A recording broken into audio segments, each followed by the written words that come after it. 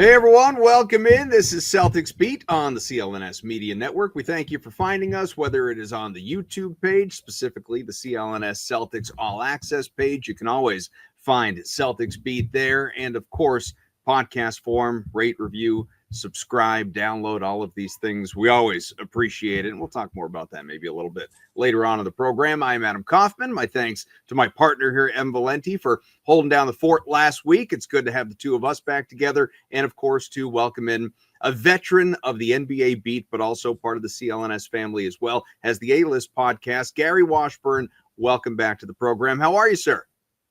Great to be here. Happy holidays. Same to you. And well, happy holidays. Kwanzaa, Christmas, Hanukkah, whatever it is. Yeah, listen, lighting the candles upstairs. Yeah. You got the tree. We're an interfaith home here, yes. Gary. We celebrate all of it because we just love parties. Yes. whatever it is. I'll tell you who loves a party. The New York Knicks love a party. Before we even talk about the Celtics, let's talk about that celebration of the third now annual NBA Cup, the Emirates NBA Cup, the prestige of Adam Silver's brainchild of the in-season tournament for the NBA, which, by the way, I will say, if anyone has not been paying attention to this, it's a very small sample size, but it is a predictor of playoff outcomes. If you go back, we had the Lakers 2 years ago beating the Pacers. And last year we had the Bucks beating the Thunder. In both cases, the Lakers and the Bucks went down in 5 games in round one. And then the Pacers and Thunder at minimum reached the conference finals. Pacers, of course, got swept out by the Celtics on Boston's way to a championship. The Thunder, they won the whole damn thing last year, as we know. So basically, Gary, what I'm saying here is bing bong, New York. Good luck. One and done, 5 games. Best of luck to you. And Spurs, we'll see you in the conference finals. I'm looking forward to it. Yeah, if you want to put 2 and 2 together, or make 8. Yeah, I mean, I think it's Friends don't lie. I think it's a good sign. You know, I think to see the Knicks come together and play some of their best ball. I mean, if you're a Knicks fan, and for the Knicks, a team that's kind of been looking for an identity and has had their rough start to the season in terms of playing on the road. It hasn't gone as well as could be expected. And for them to kind of find this, I think is a good situation for them. Do I think the Knicks are like the best team in the East? I don't know yet. Tough call. I like Detroit. But I think for the Celtics' sake, if the Knicks are the best team, that's a team I think with the right luck they could push in a series. I don't think the Knicks are this juggernaut. They're not the Thunder. I don't even know if they're the Nuggets or the Rockets. But to me, maybe I think this does something good for their psyche in terms of I think the Knicks post Tibbs losing that series last year, firing Tibbs, they're still trying to figure things out. Mike Brown, is this going to work? So I think it was good for them. That comeback, I watched most of the game, second half especially, and, they were down 11 and it looked like they were just going to lay down, and for them to come back.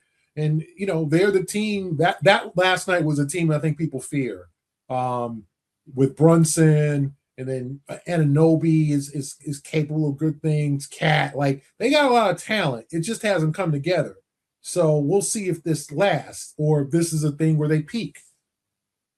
Gary here, of course, covers the entire NBA, not just the Celtics, for the Boston Globe. So always enjoy having you on to be able to speak on the league as a whole. By the way, we don't need to talk about this, but I applaud the Knicks for announcing they are not raising a banner for this stupid thing. This tournament is dumb, Gary.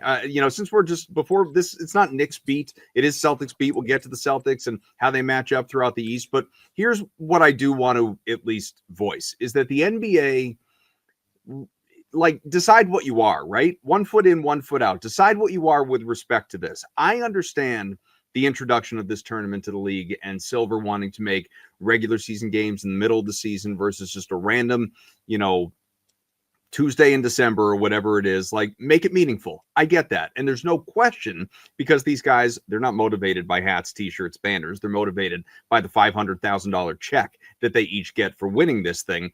Fine. Whatever gets you out there playing hard and avoids more load management. I'm all for that. What I don't like is that the league can't seem to decide kind of what this is. And what I mean by that is last night's game, for instance, the championship game of the NBA Cup, statistically doesn't count.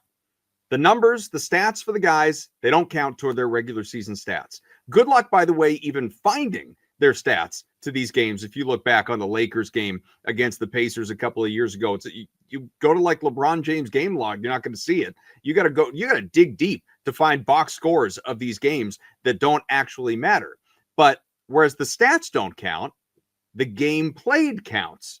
Doesn't count for your win-loss record. For instance, the Knicks entered that game last night 18-7. They came out of it still 18-7, but the game counts toward the 65 required to be eligible for postseason awards. So Wemby, whereas that game doesn't actually count, it's kind of generally meaningless, doesn't do anything for him statistically. Oh, wait, it does. He gets the game played, which matters, of course, when you're a guy like him that everyone is saying, yeah, first team All-NBA, Defensive Player of the Year, MVP conversation. Oh, but can he stay healthy? Because he's not eligible for any of that if he doesn't play 65 games. So every single one counts. To me, that's backwards.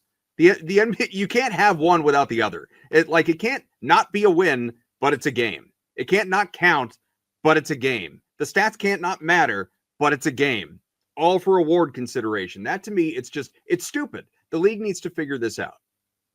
So you're saying like just because the semifinals and all that count, it's just the final doesn't count. Yeah. Okay, so you think that they should just find a way to make it count or make it an 83rd game?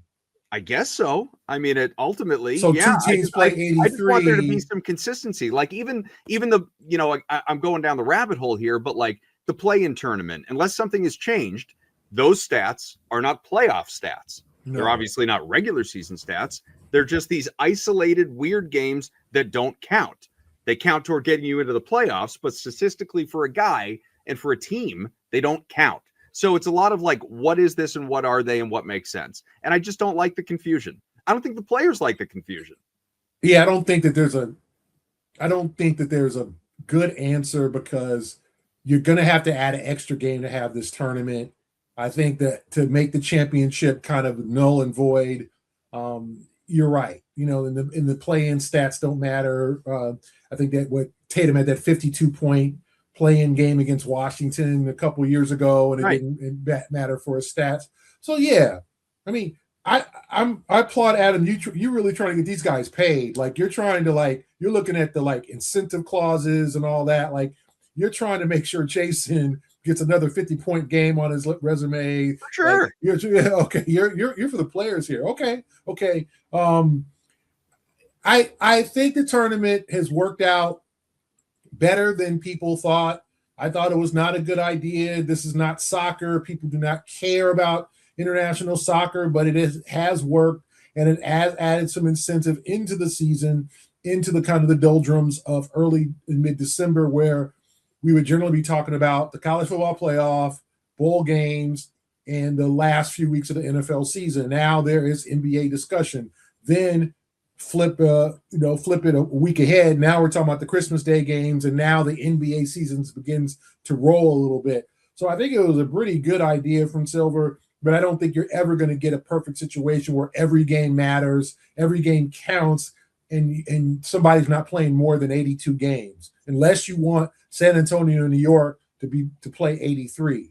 Now, what we don't have is and luckily hasn't happened, is a major injury in one of these games. What happens there if Wemby pulls his calf muscle or tears his calf muscle or anything like that? We haven't had that.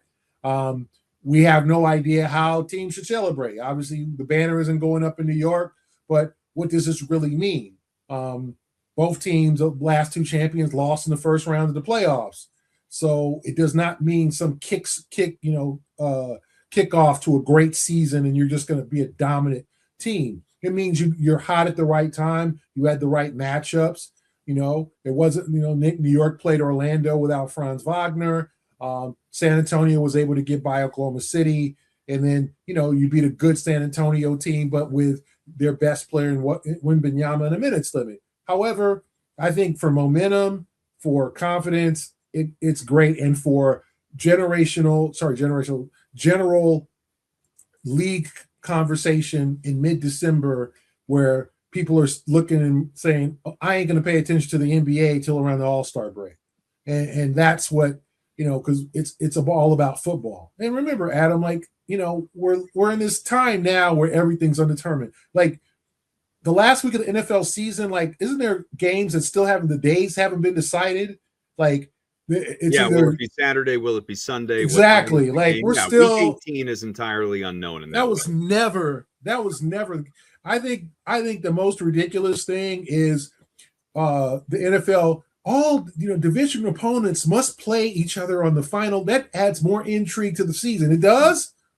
Really, the Patriots playing the Ravens on the last game of the season wouldn't be intriguing. They have to play the Jets. Are they playing the Jets, the Dolphins, one of them? That's intriguing. To me, this is ridiculous. I'm a Rams fan. The Rams have to flip and play the Lions and 3 days later play Seattle on Thursday night to fill the ratings for, to play their biggest game of the season 3 days after playing the Lions. I mean, that's ridiculous. This Thursday night football or 3 games on Christmas Day. And I haven't looked at the schedule, but everybody's telling how bad the games are on those Christmas Day games. We are bending over backwards for television. We're bending over backwards for attention. We're bending over backwards for ratings. That's part of what this in-season tournament is, to get ratings, to get attention. And it's still played in probably 2/3 of filled arenas in Vegas. It's not like Vegas is all fired up for this. The players are, but it's not like this is, oh my God, I got to go to the in-season. So I think it's a good idea. Will it last for the long term? I don't know. But for now, I guess it's okay.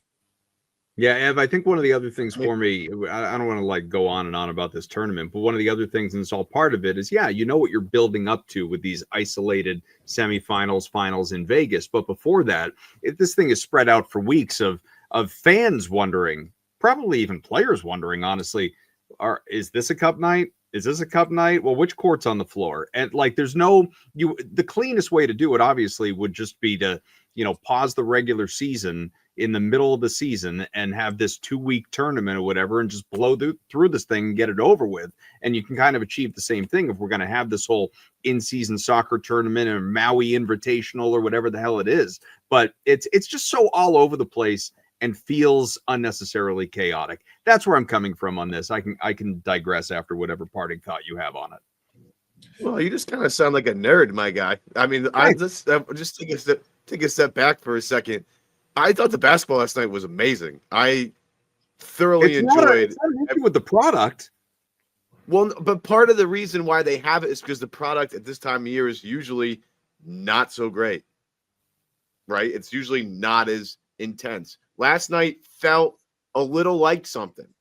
It felt kind of like an event. And I think it's kind of what they're going for. They kind of want to make a spectacle out of these, boring-ish regular season games. I mean, I think part of it had to deal with, the Knicks obviously command a ton of spotlight. Wembanyama basically does 3 things every game that you maybe have seen once, twice, 3 times before in your entire life on a basketball floor. So I think part of it last night has to do with the parties involved with the game. But I do think the fact that last night was fun and interesting and people were talking about it is the exact reason why it exists. And I think last night was a little bit more of proof of concept of, we got to tweak this a little bit. Like your point of, we got to make these games kind of count for something. I agree with that. I think it's weird that the stats don't count, but it sort of I get your point there. I think that's fine. But I do think the fact that game mattered a little bit more last night carried over. It was conveyed. I think Amazon did a great job of kind of laying out the red carpet. They had an hour-and-a-half pregame show. You had Adam Silver on the show. You got Taylor Rooks in the house. You got Dirk Nowitzki. You have Blake Griffin. You have Steve Nash. You have this big event. I mean, Spike sitting courtside, whatever. I don't know the guy next to him. No idea who that guy was, but Spike was sitting courtside next to the Knicks bench. Love that. Like, I think there are tweaks to be made, Kaufman, but it was fun. It was great. I enjoyed it. And I think that's sort of the spirit of the idea. Am I wrong? No, I don't think you're wrong about the spirit. I guess well, Gary, tell me if I'm off base with this comment. This tournament's 3 years old. So let's just go back 5 years. You know, the league is not all that much different now than it was 5 years ago in terms of, you know, it's gotten worse with respect to load management and that type of thing. But the general mentality of the modern athlete is the same as it was 5 years ago. If you take this back to, you know, 25, 30 years ago, when you still got Jordan and guys like that out on the floor, did you feel like, because I was younger, like, you know, to me, every night was exciting because I was a kid. But you, in watching the league, did you feel like mid-December games had enough pull on their own, or were they, you know, to use the word that I think we just used, boring, lethargic, unimportant, whatever, to where it was like, you got to spruce this thing up somehow, the way that the commissioner is looking to do now and obviously has over the last few years? Yeah, everything was, let's say 95, okay, like, you know, or 2000. Okay, let's look at that time. I think the NFL was the NFL, but it wasn't as big now as it is now. Sure. In terms of, like, obviously the fantasy implications, everybody's into every team. There's, you know, multiple shows every day examining every NFL team or most of them. Every gambling, social media. Yes, it wasn't that, right? It was, you know, so football had its audience, baseball had its audience, you know, and basketball had its audience, and college football had its audience. So right now would be 30 years ago would be the bowl season, right? And none of the big bowls were until after the New Year's Eve, right? It was when the big teams, and then sometimes I don't even know if they had, like, I don't know, I forgot the playoff system. Like, I remember, you know, Michael Vick playing Florida State in the Sugar Bowl, and that was like one, you know what I'm saying? They lost in Florida State the year Florida State. No, it was back when the Bulls mattered. Yeah, exactly. Like New Year's Day was huge, right? Mm-hmm. So, but I just think all the emphasis on TV has just really changed everything. It was, I mean, you know, in 95 or let's say 2000, like, most Celtic games were on TV. Some of them were on cable. Some of them, I'm sure, Sports Channel Boston, I want to probably say. Some of them were on regular TV, the regular network. I still get people who ask, why aren't Celtic games on, like, Channel 5 or Channel 7? Why are they on, like, I don't have cable. You know, they just literally, they got their regular TV with a, you know, I don't even know if they have basic cable package. They want to know why they can't watch the Celtics on regular TV. So I think the emphasis was just different. It was much less. It was much. No one in December was like, "Oh, basketball sucks. I'm not paying attention." Like, if you were a hoop fan, you were paying attention. Especially let's go 95, 96, 97. You had, I mean, the league had Jordan. It had Kobe, a young Kobe. It had Shaq, Duncan. I mean, you had superstars, right? Young superstars, you know, and the Duncans and those guys. Mm-hmm. And then you had the Shaqs and Alonzo Mournings, and you had a lot of superior talent. This is before Barkley, LeBron. Hakeem, all these guys. Yeah, all of them were either at, you know, some were at the end of the career. You had young Iverson that came into the league in 96. Like, you know, you had talent. So there was interest there. It's just now everybody's focused on ratings, and we have to compete with the NFL, and we don't want the NFL, and especially with this college football playoff, dominating. Like, I don't know how much of that really monetizes for the NBA.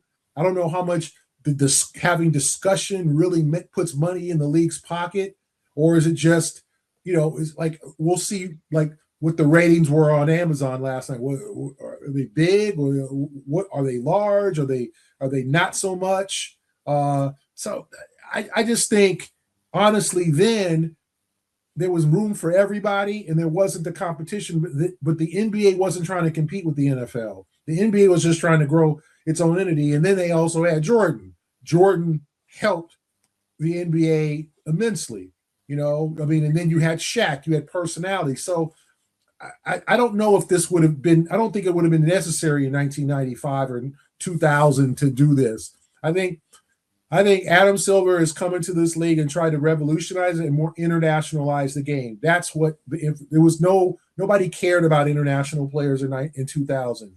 No one, Dirk, you had, that dude from Germany had never seen, like nobody was watching EuroLeague games. Nobody cared. Nobody was going to Slovenia and watching a young Luka, like they were probably 8-9 years ago. We're like, hey, there's a 16-year-old kid who plays for the Slovenian under 18 team who's ridiculous. Like no one cared. Basketball was a strictly American sport. And now, obviously, Silver's quest is to go international. So let's adopt some things from international soccer. Now we're doing this ridiculous ass U.S. against the world all-star game. Oh, that's going to go over well. So that's been his campaign to make this game global. But then again, so is the NFL. How many games do we need to see from Germany?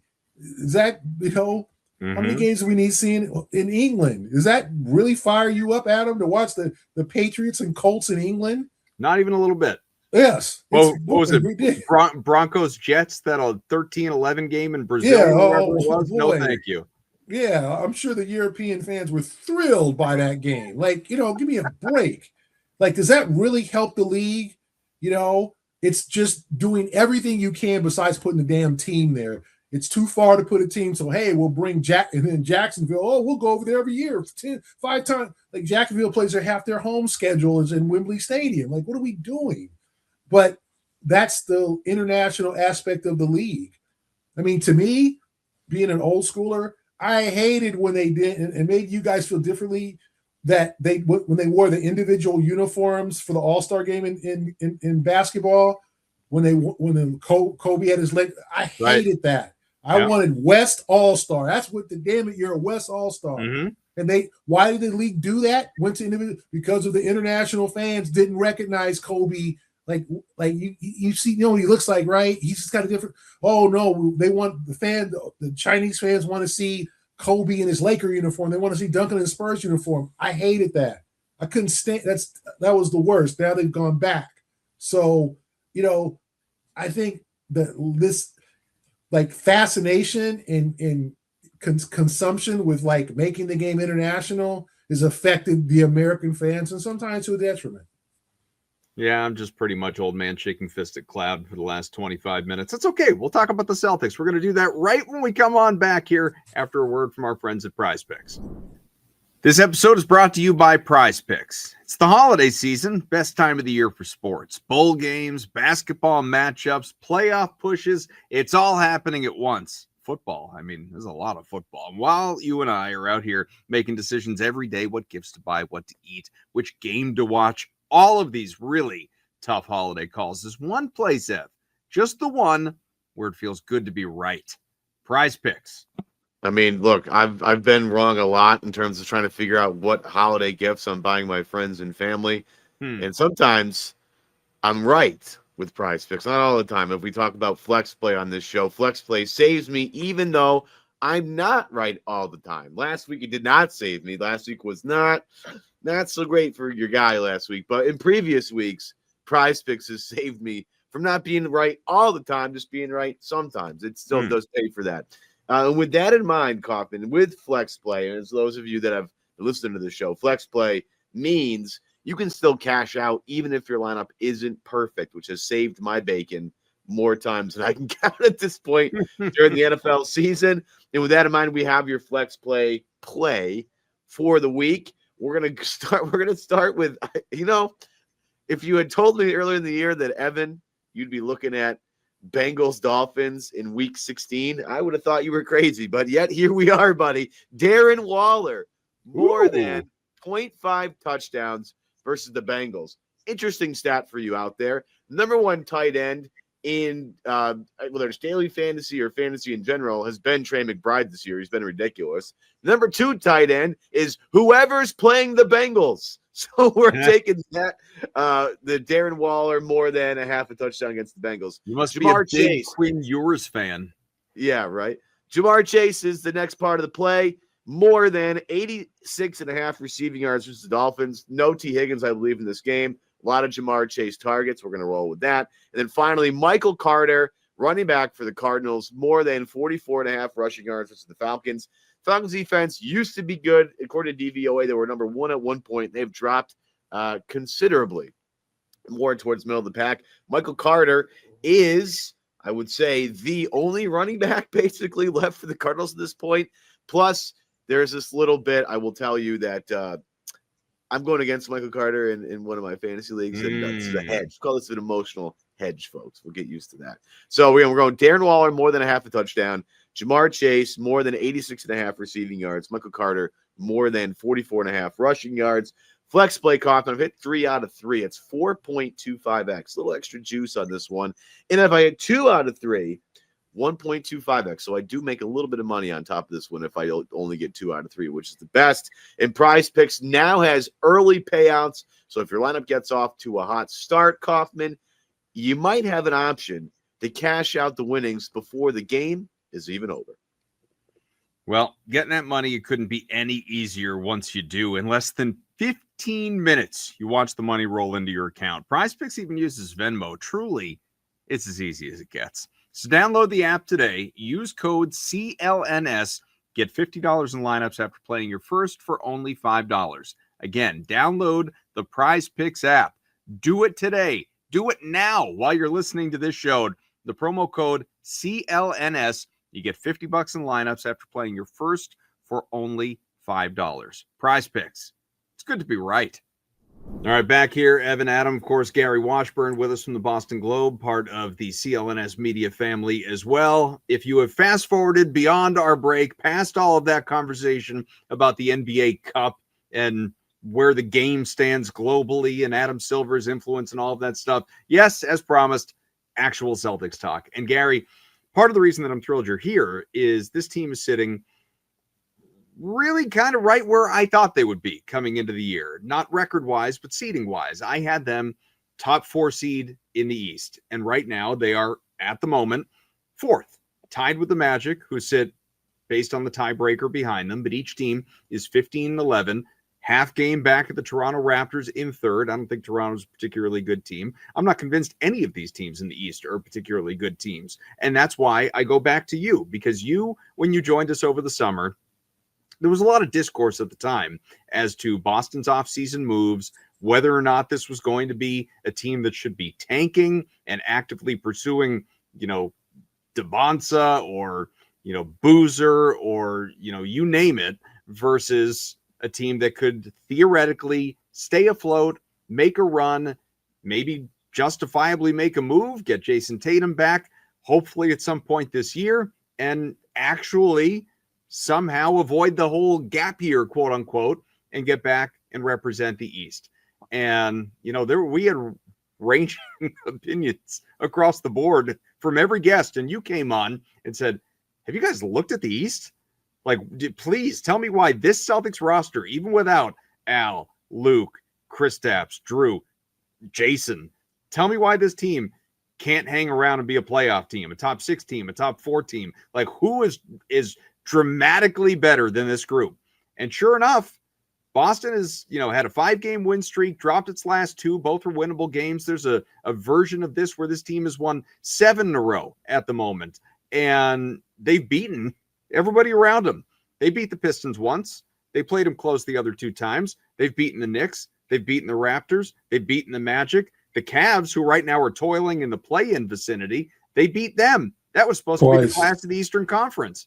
So, what do you make of what you've seen so far as we're ballpark a third of the way through the year? Yeah, I mean, I think that the Celtics have a chance to be competitive. They have a chance, to me, to get a top 4 seed in the East. Now, the question is, are the teams behind them that were picked, like, Orlando is without Wagner. When are they going to get him back? Are they going to take off after that? Cleveland has Mobley out for a month, and they've been completely underachieving the entire year. There's some issues in Cleveland. The Knicks are playing well along with the Pistons, but, Toronto, can you really rely on them to really be a 50-win team? Atlanta's been a kind of a disappointment. Now they've been, Trey is coming back after being out a month. Kristaps out at least another 2 weeks.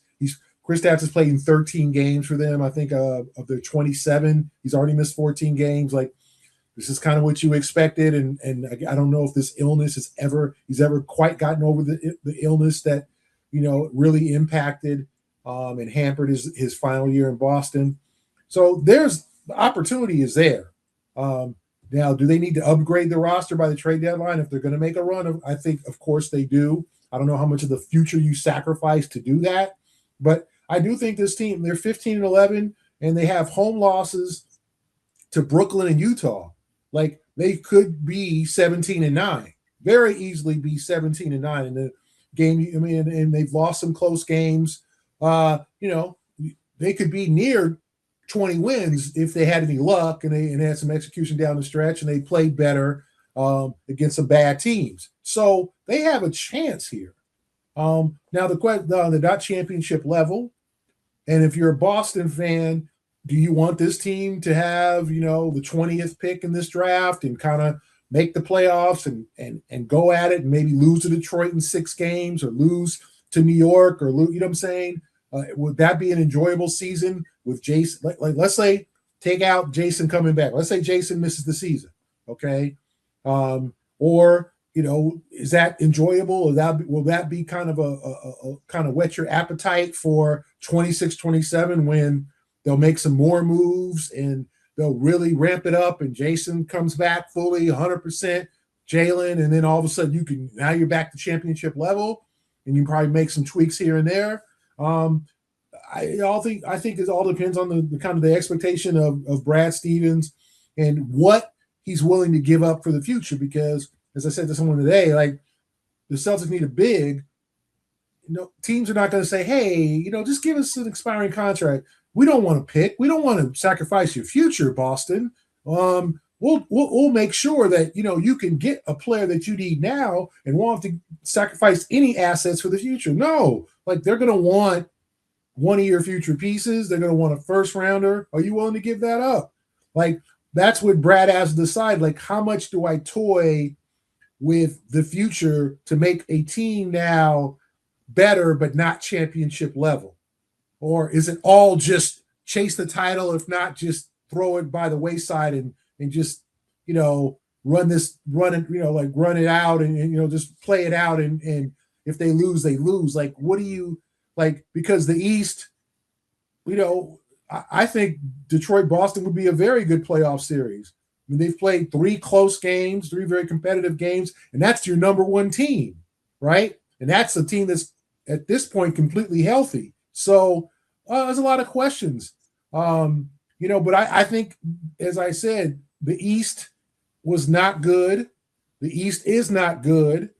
There's a lot of teams just muddling. Milwaukee's fallen off a cliff. They, after they beat the Celtics and talked all the mess and the trash talk, they lost by 32 at Brooklyn. I mean, that's embarrassing.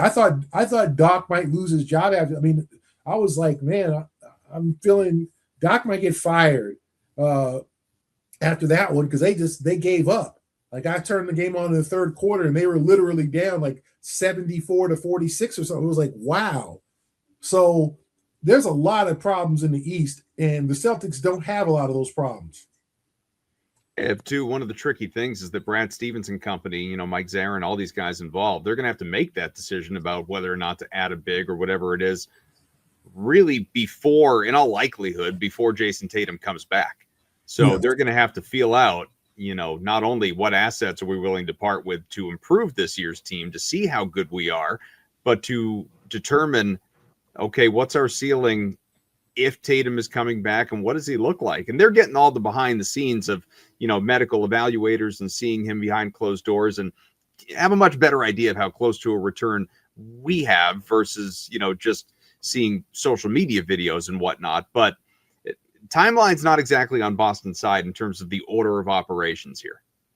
No, I think you have to expect. I'm sorry. I think you have to expect that Jayson's not going to come back. I'm not saying he's not. Don't quote me on, he's out. But I think the Celtics are fully preparing that Jayson, like, they're not going to put any type of pressure on Jayson to come back. Although Jayson might put pressure on himself. I think you treat this team as is right now, not with Jayson Tatum. Yeah, Brad spoke about that Wednesday afternoon with the media about, how, we want to make sure Jayson's 110%, and he's got to hit all these strength thresholds first. Then he's got to play, 1-on-1, 3-on-3, 4-on-4, 5-on-5. All of that is going to be scripted. And then we're going to do, different variations of on-court play at random. Like, I think we all are getting caught up in the snippets that we see on social media and the stuff that gets posted from practice. We get caught up in that when we don't even realize where in the process they really are as a unit, as a team. Like, you see Jayson Tatum dunking off 2 feet, and you're like, holy cow, he'll be back by December. He'll be back by January. When we don't know the protocols in place that they all, jointly have agreed to make sure that Jayson Tatum comes back as best as he possibly can, and the best version of himself when he comes back. And I've always trended on the, they should hold him out. And then once you started seeing some stuff, you see the way this team goes, it's like, maybe I should rethink how they should do this. And Tatum, is going to want to come back. So at this point, I've gone on either side of the spectrum, Kaufman. I've been hold him out. I've been bring him back. At this point, I think it's just the eggs are going to fall or they fall, and there's nothing I can really do about it. But to go back to the big conversation, Gary, do you think there's a guy out there that sort of satisfies a few of their needs of impacts them this year, can be a contributor on a team further down the road, works well with Jayson Tatum? Like, we've talked about a couple different guys on this show, and is attainable. Of the world, the Nick Claxtons of the world. Is there a guy out there that you think is like there's nobody perfect, but an ideal sort of contract fit scheme sort of person that maybe we're not thinking of in terms of a guy that they should be looking at to bring into the roster? Because to be fair, most of the things that Brad and that front office has done so far has worked. I think this year is like the best picture of it, where Minot's giving them great minutes. Ugo comes in, gives them great minutes. Walsh has turned into an indispensable player for them. Shireman has definitely grown. Like, a lot of the dart throws they've thrown have hit certain targets. Yeah. There isn't a guy that I'm just saying to myself, like, man, they've got to get this guy in. To me, you probably have to go on the cheap, right? I'm not. We also have the trade exceptions. I think $22 million from Chris Stapps, and I think $4 million from the Drew deal. I tend to. There's nobody that I just like. Yeah, they should get that guy.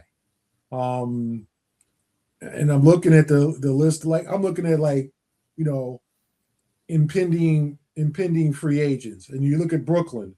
Like, would you want to bring in a guy like Cam Thomas, like, who can score but can't do anything else and is not a good locker room guy? Apparently, his body's getting his buckets. Cam Thomas is probably going to be available. Zaire Williams, a guy who can hit threes. Like, there's a bunch of guys here that could probably, help, but the emphasis is on a big, isn't it? Yeah, I'm just talking about, like, scoring. I think they need some points off the bench, personally. But that's more of a concern to you than size. Yes, I think their defense is fine. I think they need point. Like, I think the reason they lost to Detroit was they got outscored 47-14 off the bench, because the Pistons came out with Karis LeVert, Jaden Ivey, and Javonte Green, and all those dudes can score. Not Green, not as much, but we've seen LeVert. I saw him had a 52-point game in the Garden for Brooklyn, and then Ivey's a former lottery pick who can score. Like, you got dudes who come off the bench. Joe does not have anybody besides Simons who can really drop buckets. Why not? Well, he's not even doing that consistently, which I don't know if that to you is just a byproduct of it's hard. I think he doesn't get. I I don't think he plays. I don't think he plays enough, and I don't think he gets enough shots. To be honest with you, I think he's averaging 13 points a game. He's shooting 38% from three. I don't think you can blame Simons. I think he's played pretty well, but I also think Joe is not playing him as much as he should. And then you're looking at Ugo. You're not depending on Ugo to score. You're not depending on Jordan to score, even though Jordan's averaging 7.7 points a game. And now, if anybody would have said before the season Jordan Walsh would average 8 points a game, we'd have been like, get the hell out of here. And he's averaging 7.7 points a game. Minot, same thing.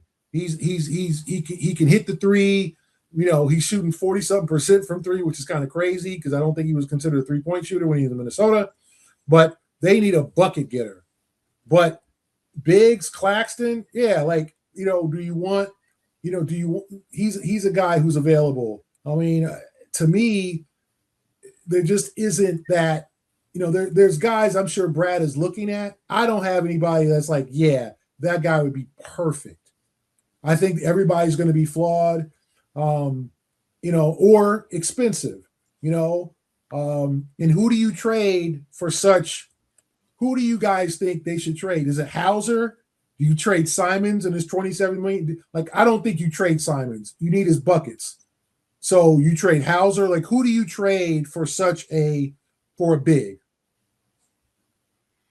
Yeah, Hauser seems it's been to me the odd Simons man and out Hauser are in the this whole guys. equation because Payton Pritchard has basically taken a step to the point where he's a way more reliable player offensively night to night. Sam, and I love Sam. Like I've always said, Sam has basically been a Kyle Korver-esque shooter since he got in the end. He's 42% from three every year he's gotten on the floor.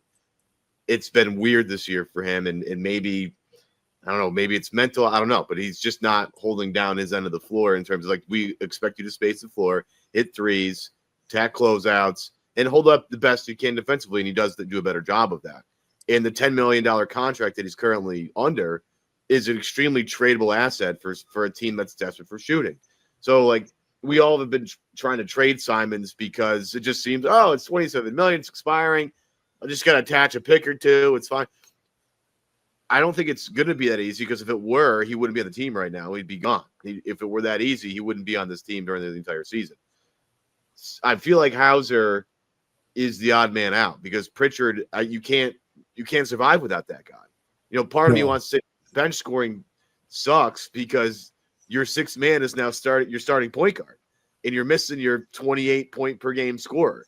So that's why your offense isn't as good. But you're dealt the cards that you have. So, if but also Hauser isn't hitting shots either, and that damages the bench because you need, like, I remember that Minnesota game. Sorry to cut you off, but that Minnesota game late last month, right after Thanksgiving, and he had two wide open threes in the fourth quarter, and he missed them both. Like, he's just not been reliable, and there's no reason to have him on the floor. You're not having him on the floor for defense or rebounding. So Sam's got to hit shots. That's his thing.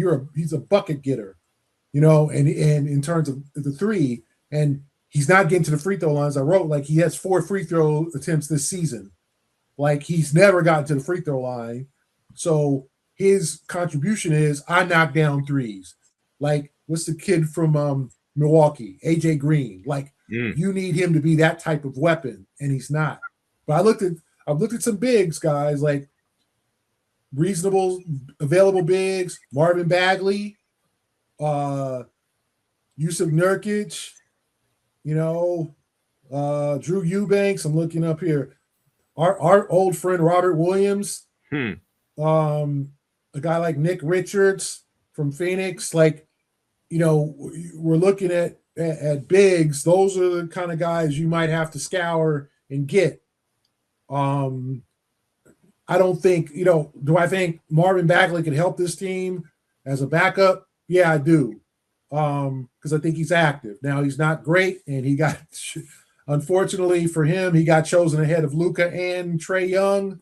And that will always be on his resume.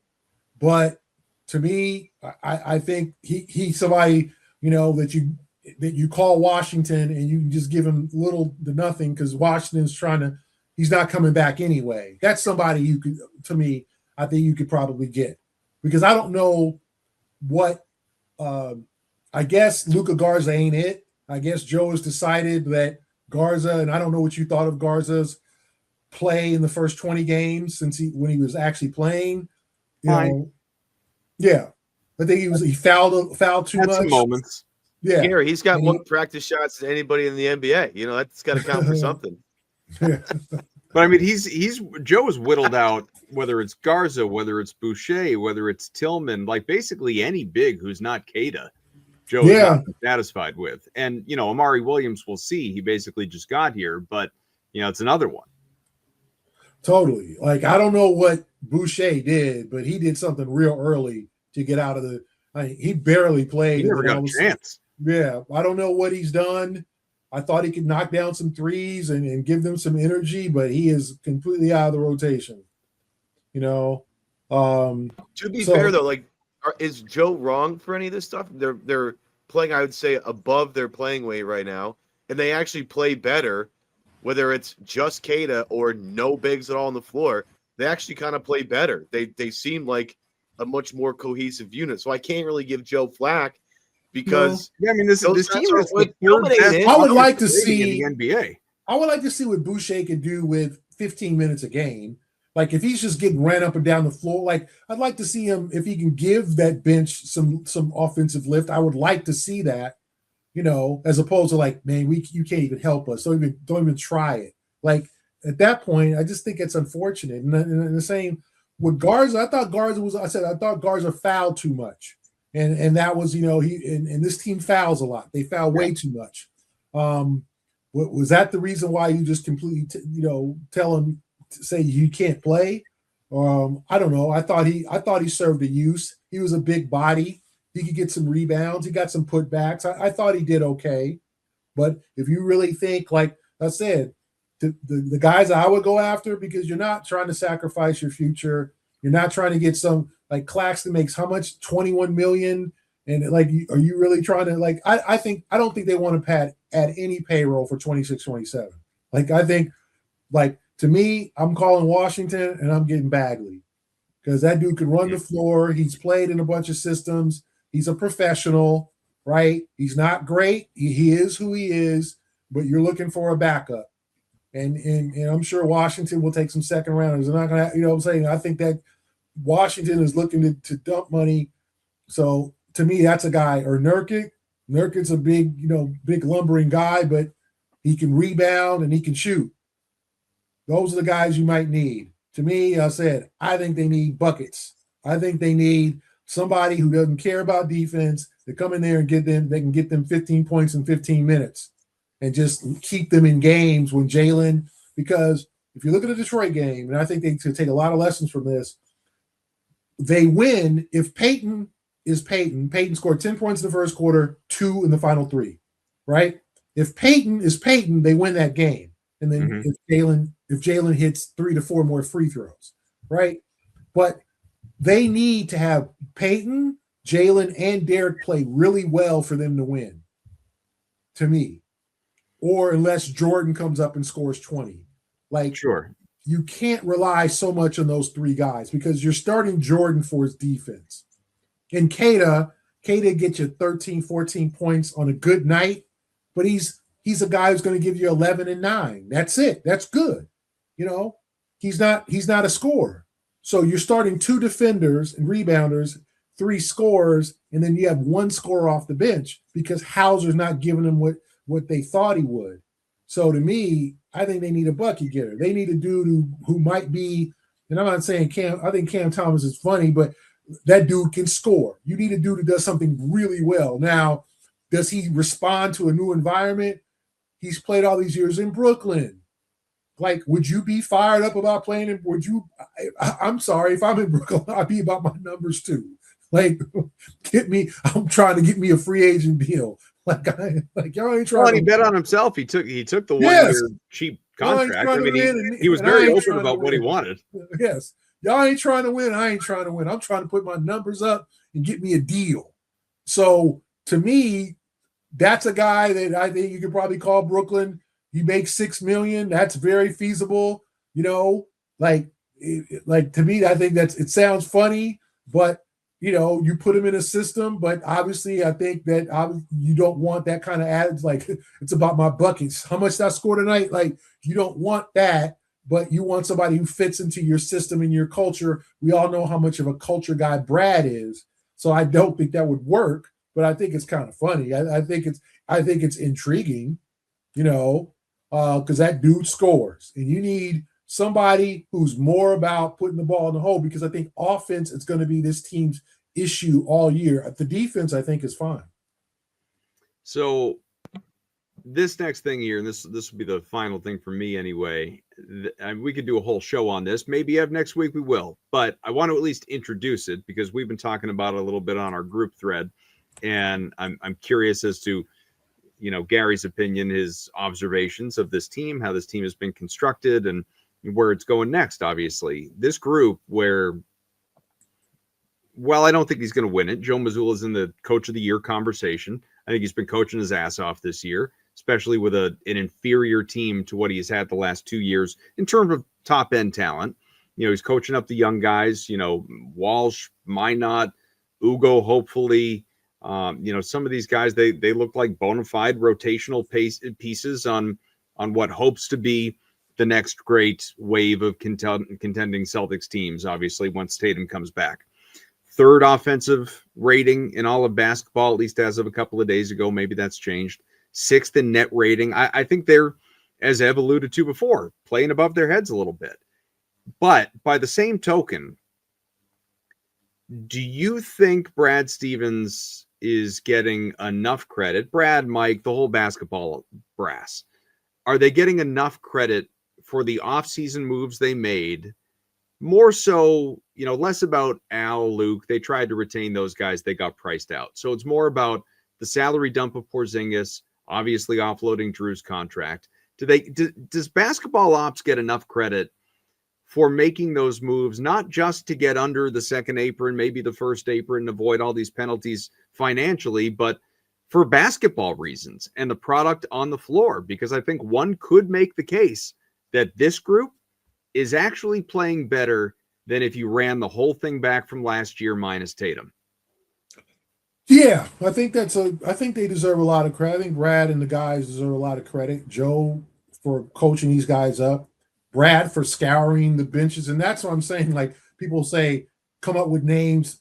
Like Brad's thinking of somebody we probably have never heard of or is at the end of somebody's bench right now. There's like, if I'd asked you guys who Josh Minot is, you guys would have been, a year ago, you guys would have been like, yeah, no. Like what team is he on? Who he played for? Like sure. The same thing. Luka Garza, and then the development of Jordan Walsh, I think, has been probably the biggest surprise, the biggest development of this year, especially after he got off to a very slow start. And it looked like, yeah, he's going to be probably in Europe next year or something. It just didn't work. Mm-hmm. But I think, yeah, they deserve a lot of credit for putting a competitive team on the floor and getting a bunch of young, hungry guys in here with, and then even the Simons deal. You get a 26-year-old guy who can put the ball in the bucket for Drew Holiday. You know what I'm saying? I mean, I think they got value they didn't get just another bad old contract in return. And then, they got the trade exception for Porzingis.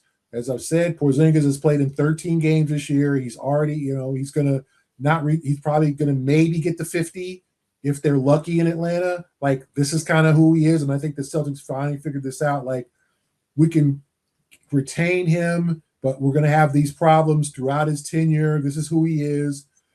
He's got us a champion, helped get us a championship. He's done well here. We appreciate you, but bye. See you later, Kristaps. So I think the basketball aspect of it has been, I think, A+. I mean, in terms of, of course, could Chris Boucher and Luka Garza be playing more minutes or be contributing more? Yeah, but you filled your bench with guys that people really hadn't heard of, and in the development of Walsh, and I said, in Minot playing well, Jalen's taking the next step. Like, I think they've done everything. I think Celtic fans, if you had told them they'd have been 15-11 at this point, they would have been giddy I think I said 45 wins, and they're probably on pace for that, right? Could they get even a little better? Yeah, could they get to 50? Maybe. And their schedule gets a little softer after these 2 games against Miami and Toronto. They can start piling some wins together. I don't look at a team besides Oklahoma City. I don't look at a team on the schedule and go, yeah, they're going to smash the Celtics like a grape tonight. Like, I don't like the Celtics have a chance to win every game. Like, they're not going to win every game, but I think they have a chance to win every game. Last year, it was a great chance to win every game. This year, pretty good chance here and there, mostly, right? Except when you play the Knicks and some of the elite teams on the road, especially on the road, it's going to be tough. But I think that the front office deserves great credit for keeping this thing afloat. Now, when you look at the 26 draft, and I don't know if you guys have watched some of these college games and the Boozers and the Petersons and the DJ, like all these guys, you're like, damn, they'd look nice and green. But there was no way you were going to be able to tank with as much talent was on this team. Mm-hmm. You got Jalen and you got Derek and you got Pritchard. You're not tanking with that team. This is not the Brooklyn Nets. This is not the Washington Wizards. You're not throwing out there, Bub Carrington, Anthony Gill, Cam Whitmore. No, nothing against those guys, but like you're not throwing out a tank team. This is not the 2017 Philadelphia 76ers. Like you're throwing, you got all-star talent on this team and an all-defense guy and a 6-man. Tony Rowan Jr. is not walking through that door. You're telling me? Yeah, Tony Rowan is not walking through. Yes, exactly. Henry Sims is not walking through that door. There's a lot of guys we can point out from that team. So, to me, I think that the front office deserves a lot of credit for keeping this team entertaining. They still selling out. The fans are still intrigued. They're still hard on the team when they lose. Like they're not like, oh, go out there, guys, and just do the best you can and hang in there and we'll just wait till next year. Like this is Boston. You can't do that. You can't do that unless you are making a concerted effort to tank. And they're not. So to me, I think the fans would love to see some of those great college freshmen in green, and no one moving those picks. So you're not going to trade up. But I think on the other hand, I think they like to see a competitive team that's fun to watch every night. And the Celtics are fun to watch. Yeah, they've done a remarkable job getting guys that fit their mindset, their culture. Like Minot fits. Ugo fits. I know he's only 19, but he fits. Walsh certainly fits. Shireman fits. These guys all fit. So it's a kudos. I did this last week with Jack Simona. It's a kudos to this front office for identifying the type of talent they think is coachable and coaching them up and putting them in positions to succeed. I mean, a couple weeks into the season, Kaufman, we were talking about maxing out Josh Minot and maxing out Jordan Walsh because these guys are playing way above what their pay grade is. And, got to give credit to the player. He's being put in a position. He's doing the best he can, given the situation and the opportunity they're given. We also give credit to Missoula and that staff. Done a great job of getting everybody in the right places at the right time. And again, the front office for going out and finding these guys. It's been, it's just much more enjoyable than I would have expected. Kaufman, you and I were kind of on the fence a little bit. I think you were like, if they lose this Wizards game, I am out. I'm completely, as Alex Sarr was going nuts for like 32 points. You were like, I'm out. I did. That game was my line of demarcation. If they lost that game, if they lose this Wizards game with Alex Sarr, and I'm done. I'm just done. And at one point, it looked the first quarter was a little dicey. They allowed 37 in the first quarter. Guys, I think the Celtics are learning from their past miscues. And what I mean by that is the reason that Hauser is here is because they walked away and they gave up Max Strus. Yeah. So they said, there's no way we're going to just like walk away and dump a pure shooter like that. We're going to develop him. And they developed Hauser and it worked out. And I think with Minot and Walsh, it's the Aaron Nesmith effect. Like, and Ugo reminds me a lot of Aaron Nesmith, playing with his hair on fire. Just run and defend and run into the stands and, get your head. Like today he has a scratch on his neck from practice. Like And everyone was like, wow, he's not very good, but he plays hard. And eventually, Neesmith turned into a guy that, obviously they got Brockton in the deal and it worked out. They went to the, Brockton won 6th man of the year and they flipped Brockton for Drew. So it worked out. Okay. Not saying but you look at Neesmith and it's like he just needed time. Right. Yeah. And I just think Jordan has worked out that way. Minot's going to probably work out that way. And Ugo, you got 3 wings now that are going to be on that kind of trajectory that perhaps Neesmith took. Remember, like he was out of control. People, he's not very good. He's not a shooter like people thought he was out of Vanderbilt, and they kind of gave up on him. But then in Indiana, he became that shooter. He's always had a great NBA body. He got even more sculpted and he got more confident and he played. Now he's a starter or whatever. And he helped the team to get to the finals. So I think Brad and those guys learned from the Neesmith effect to say, Ugo, go out there and run into the stands and don't break any legs or anything, but just play as hard as you can. We're not going to expect a lot out of you. Just play hard, because I think they expected maybe a little too much right away out of Neesmith, and then it happened. And Jordan, right before our eyes, it happened. And Minot, he's just going to get nothing but better, especially under Joe's tutelage. So I do think learning from your past kind of miscues and getting guys who, there's a lot of guys that they dumped that did nothing after they left. But I think Neesmith and then Strus, and Strus is always hurt, but Strus was a guy that the Celtics, I'm sure, said, damn, especially when he was able to do in Miami, we could have used that. And so I think Hauser was the guy they were like, yeah, we're not going to let this guy go, even though he's not ready. We're going to get him ready. Well, I think it's a good place to close. Obviously, we'll be back with you next week in and around the holiday at some point. Not Christmas Day, that much I can promise you. But while all of you out there celebrating your holidays and hopefully getting a nice, well-deserved break and rest before the new year begins, we got plenty more Celtics season ahead, and happy to say that it looks like it's going to be a fun one compared to maybe what a lot of expectations were coming into this year. But make sure, as you always do, check out Gary. He is on Twitter at @GWashburnGlobe. He is out there, writing, obviously. So read all the articles. Has one very recently off that Pistons loss about, the Celtics need to address that big situation, as we've talked about, and complementary scoring and bench scoring and all of that. And of course, part of the CLNS family, you can check out the Big Three podcast that is available to you weekly here on CLNS as well. We are always available, our show, their show, over on the CLNS All Access show on YouTube, and download, rate, review, subscribe to your podcast wherever you get your audio versions. But Gary, greatly appreciate the time as always, man. Always insightful, fun, and look forward to the next one. Anytime, guys, anytime. All right, Ev, happy holidays to you, sir. We'll talk again soon. I catch you, buddy. All right.